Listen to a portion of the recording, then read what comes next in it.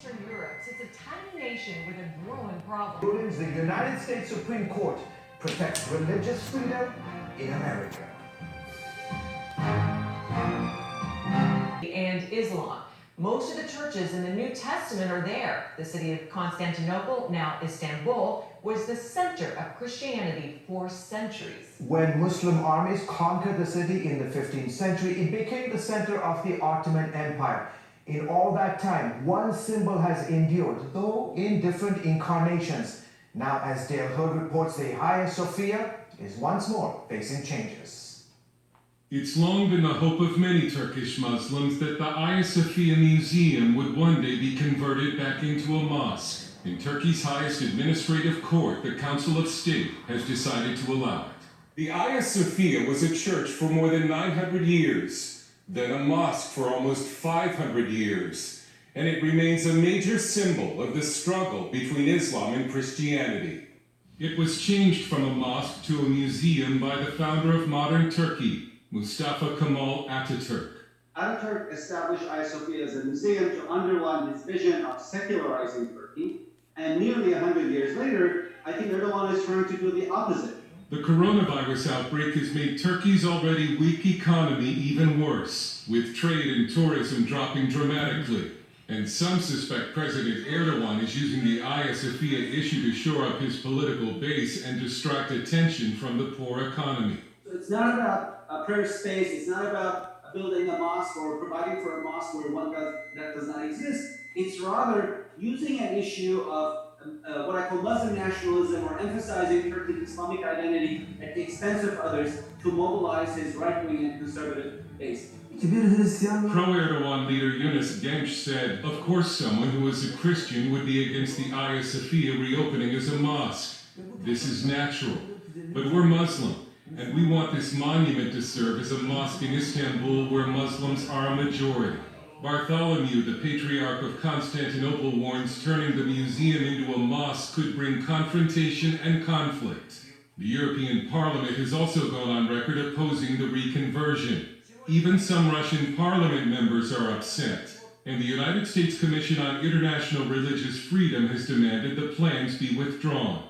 First built in 360, destroyed by riots and then rebuilt under Emperor Justinian, the Hagia Sophia has undergone several name changes and even had its dome replaced after an earthquake.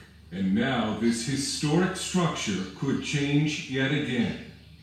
Dale Hurd, CBN News. Aykan Erdemir has served in Turkey's National Assembly. He's now a senior director with the Foundation of Defense for Democracy. He joins me now with more now.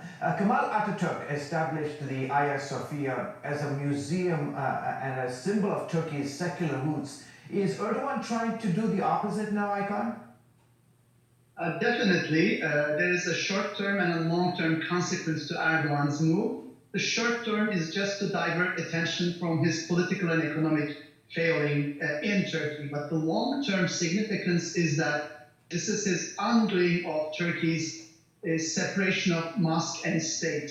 The 1934 decision to turn Hagia Sophia into a museum was a way of signaling that Turkey was moving from the Ottoman era of sectarianism and hierarchies to a secular republic of equal citizens.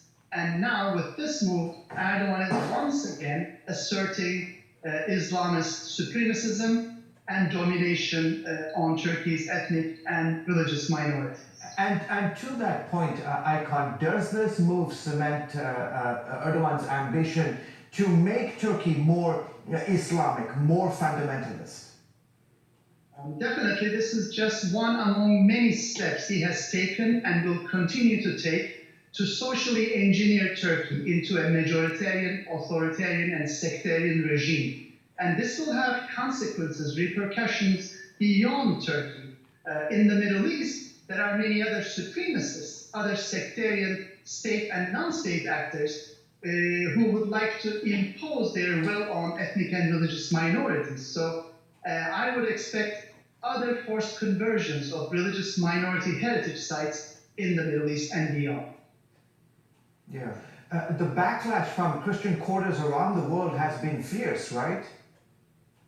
There has been a pushback from the US, from Greece, from UNESCO, but to be frank, this is not enough. I think we should have had more voices from around the world who care about Hagia Sophia as a World Heritage Site, but most importantly, we should have heard a more vocal opposition from Turkey's pro-secular Muslims who should reject Erdogan's sectarian and supremacist ideology and who should have come out in solidarity with all the Christians and other religious minorities in Turkey. Yeah, maybe we will see that in the days and weeks to come. I'm curious, Aykan, what are the implications for Turkey's tiny Christian community? This, of course, is, I think, going to be disastrous for Turkey's dwindling Christian population. Already, the Greek Orthodox community is around 1,000, and it's an aging population. So this is a community on the verge of extinction. But at the same time, Turkey's flourishing Protestant community has been hit hard lately by the Turkish government's systematic policy of expelling Protestant church workers, as well as denying them visas and residence permits. So overall, there seems to be an intimidation campaign to either scare away Turkey's Christians on the one hand, and to reimpose a sectarian Sunni Muslim dominant ideology on the other. Yeah, okay, terrific. Aykan, thank you so much for joining us on the broadcast. Aykan Erdemir with the Foundation of Defense for Democracy. Thanks for coming on the show. Thanks. All right, religious tensions running high in the small Balkan nation of Montenegro. It's all because of a controversial new law aimed at churches. Yes, it's led to widespread protests and detention of some of the country's most prominent Christian leaders. Take a look. 11 countries in this corner of southeastern Europe make up what's known as the Balkans. Among them, the tiny nation of Montenegro, home to some 600,000 people.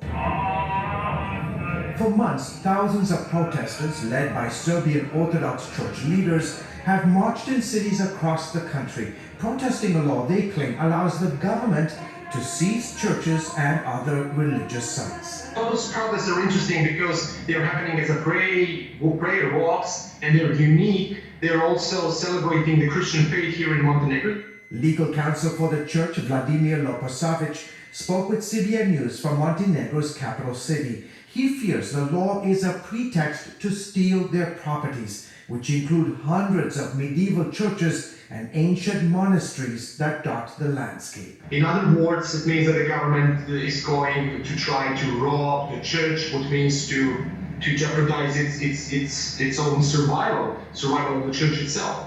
The law, enacted in January, states that churches must provide proof of property ownership from before 1918 or risk their assets being taken by the government. Leposavic fears such a move might suppress Serbian Orthodox Christians from living in Montenegro and further restrict religious freedom. The government claims that the churches and the temples supposedly